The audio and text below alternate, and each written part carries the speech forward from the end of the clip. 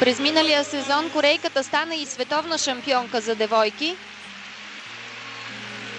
Още от сега предявява претенции към световната титла и за жени. Ще видим как ще се развие надпреварата в Токио през март месец.